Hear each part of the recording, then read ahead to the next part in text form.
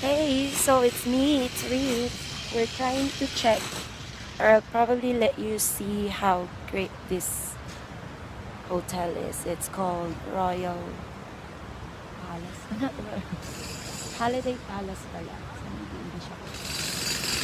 So, it's the third day of work and kami ay very exhausted na but very excited for the workshop. Bukas, nang kami ay pwede nang lumarga. So, I'll show you around dahil wala akong mautusang magpa-picture. So, that's the infinity pool. It's overlooking the Independence Beach. Ayan ang mga beds nila, which is pretty cool. Walang tao. Under construction. It's really nice. I still have like 30 minutes before papasok sa school. So I'm taking advantage as what our boss said. Just take advantage of the amenities. So sige, masunurin ako kaya ganyan lang. Video.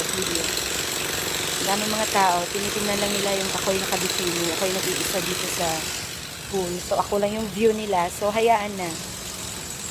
Swimming and then go back to the room. Pabuks!